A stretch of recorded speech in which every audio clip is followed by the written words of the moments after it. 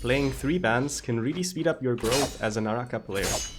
In this video, you will learn what 3 bans are, why they are useful, how to play them, and how to get the most out of them. 3 bans are custom 1v1 lobbies with 3 special restrictions. 1. You're not allowed to use ranged weapons. 2. No abilities and ultimates. 3. No grapples. The rule about grapples can be treated differently depending on the host. Some hosts don't allow any grapples at all, while others allow the use of grapples in combos, but grapple attack and grappling to gain priority in the negotiation stage of a fight are forbidden. There are 3 main reasons why 3 bans are useful. First, time efficiency. In Battle Royale, you spend a lot of time looting and traveling. During this time, you aren't practicing how to fight. In 3 bans, you spend almost all your time fighting, so you get more fighting practice. Second, less distractions. If you're trying to learn a new weapon, things like third-party situations, flashy abilities, and game-breaking ultimates are not going to help you, so you eliminate them. Third, the 3-ban community. In most regions and platforms, some of the best duelists regularly meet in public 3-ban lobbies to practice, learn from each other, and exchange information. There are even some community-hosted 3-ban tournaments once in a while. To host a public 3-ban, you click Room and create room. Enter a name like 3-ban, set it to Bloodbath and Morrow's Isle. Under General, set the party size to 1. You can allow some referees, which will allow other players to join the lobby even after you have launched the game, so they can spectate and join the next round more conveniently. Under Gameplay, set the duration to 12 or 24 minutes. 12 is good if you expect a lot of people in your lobby, so they can come and go more easily.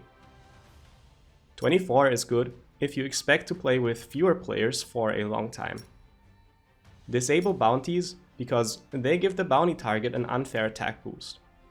Activate custom spawn zone and set it to Celestra for nice terrain, or Eventide Temple for extra space if you expect more than 10 players. Under weapons, leave armor rarity on epic, but change weapon rarity to rare. You can ban ranged weapons, or you can just trust your 3-ban sparring partners to not use them. Under heroes, disable skills and ultimate. Then press create and start the lobby after some people joined. If someone joins during the launch countdown, they will automatically become a referee, so cancel the startup, let them hop in and start the countdown again.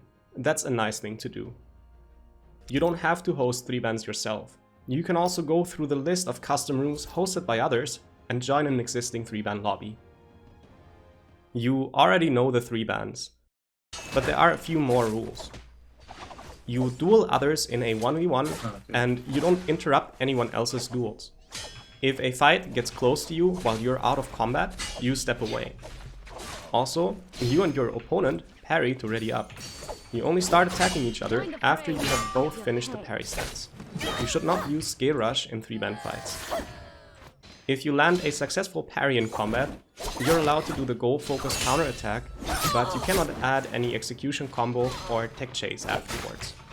Instead, you're supposed to let the enemy pick up their weapon and you both parry again to ready up.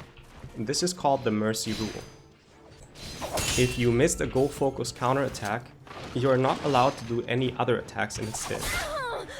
If you can see the fight heading towards a wall, down the stairs or onto another large obstacle, you stop fighting, return to flat terrain and parry to ready up.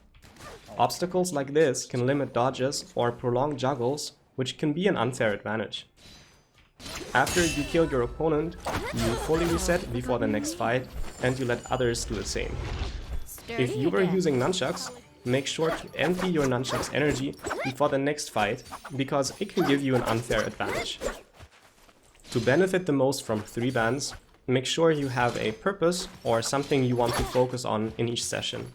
It could be learning a certain weapon, combo, tech chase or dodge, for example something you've picked up in a weapon guide or gameplay video. You can also use 3 bans as warm-ups before Battle Royale. Since Naraka does not have an inbuilt replay function, you should record your fights with OBS or clip them with Shadowplay. Then you can rewatch them and analyze things like how your enemy got priority, which combos they used, or which tech chase you could have used to catch the enemy. Discuss anything you don't understand with other players. Perhaps you can invite your 3-ban sparring partners to a Discord voice channel too. 3-bans are a simplification of the real game. They make it easier to practice certain aspects of fighting, but there are also some things you cannot learn in 3-bans. For example, 3-bans will not teach you anything about hot dropping, looting, soul jades, when to engage, when to retreat, how to retreat, when to reset, third-party situations, decision making, abilities, ultimates, grapple, scale rush. This is already a pretty long list and still incomplete. 3-bans can also build some bad habits, and for example, you could let your guard down against enemy abilities, start fights without priority from scale rush or grapple attack, or you forget to execute enemies after parrying and countering them. About that last aspect, I recommend jumping or dagger dashing in 3-bans after the goal-focused counterattack as a reminder to self that you should execute your enemy in Battle Royale. You just leave out the attacks that would normally follow.